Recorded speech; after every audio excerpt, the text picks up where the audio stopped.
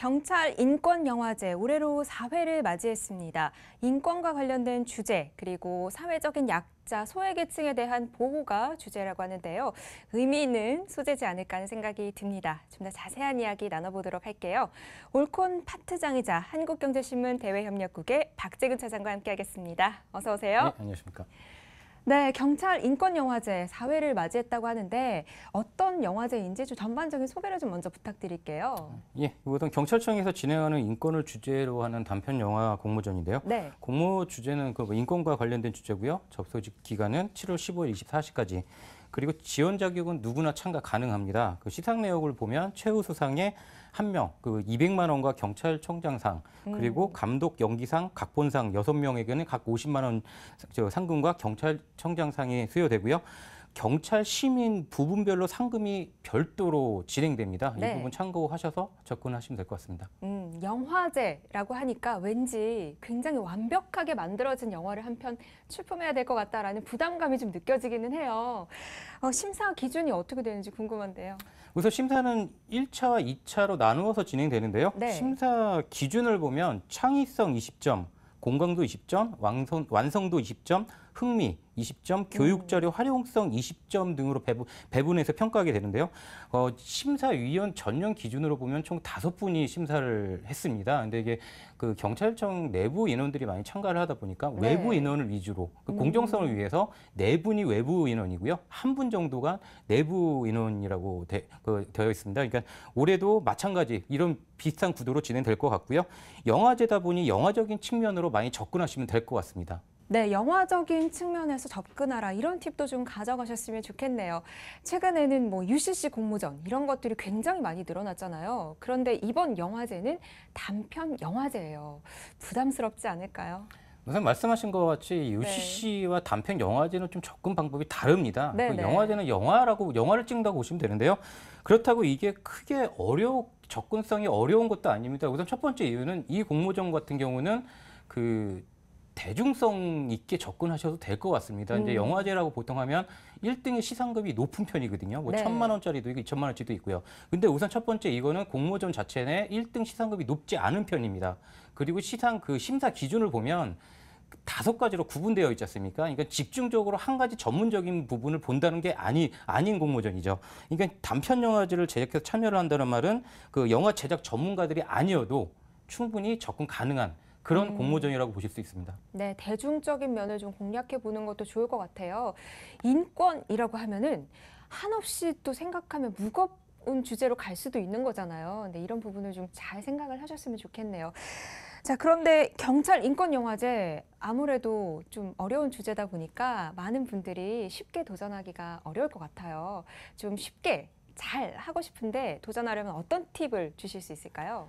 우선 기존 수상작들을 보면 네. 그 포인트가 있습니다. 우선 감성적, 감동, 실화를 기반으로 접근하시면 될 것 같고요.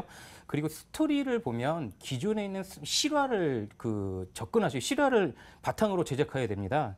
근데 여기서 보면 그 내용에 대한 실화를 어떻게 스토리를 구하기가 어렵잖아요. 그렇죠. 이게 본 개인 같은 경우는 어렵잖아요. 근데 이거 같은 경우는 간단합니다. 우선 그 영화제 담당자분께서 좀 귀찮아질 수도 있겠지만 전화를 하셔서 네. 관련된 스토리를 달라고 하면 자세히 안내를 해드릴 겁니다. 이런 쪽으로 관련된 실화를 가지고 꼭 제작을 하셔야 되는 거 명심해 주시면 될 것 같고요.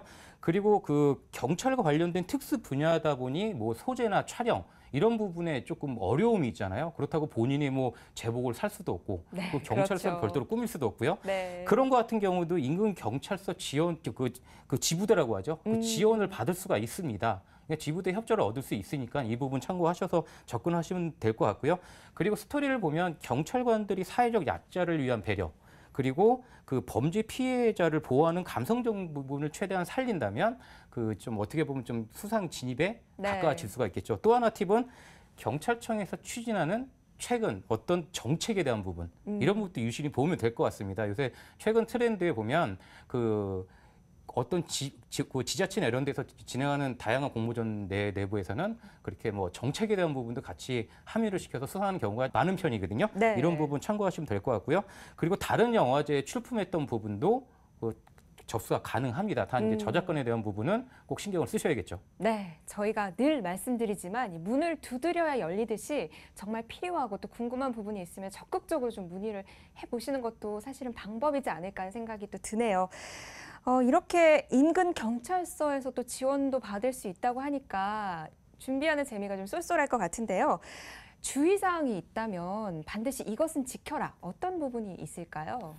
우선 영화제 그 응모자 길이가 네. 5분에서 15분 이내로 되어 있습니다. 네, 영화제를 보면 영화다 보니까 5분 이내로 솔직히 표현하기가 좀 어렵지 않습니까? 그렇죠. 네. 그 최소 한 10분 이상 정도의 네. 작품 길이를 좀 유지하셨으면 좋겠고요. 그 내용적인 측면으로 보면 그 아까 말씀드렸던 그 감동 실화에 대한 부분을 꼭 신경 쓰셔서 접근하시면 될 것 같습니다. 네, 기본을 잘 지키고 또 공모도 좀 꼼꼼하게 읽어보시면 더 좋을 것 같고요.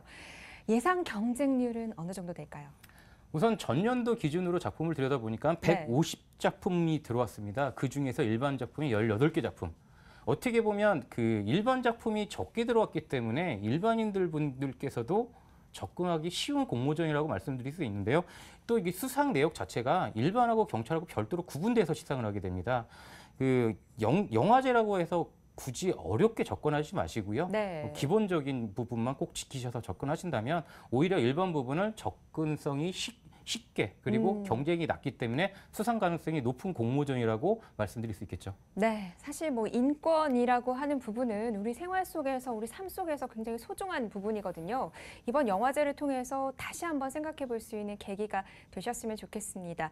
또 경찰 부문, 또 일반 시민 부문 따로 모집을 하니까요. 일반인 분들도 많이 참여를 해주셨으면 좋겠네요. 지금까지 경찰 인권 영화제에 대해서 박재근 차장과 함께 이야기 나눠봤습니다. 오늘 나와주셔서 감사합니다. 네, 고맙습니다.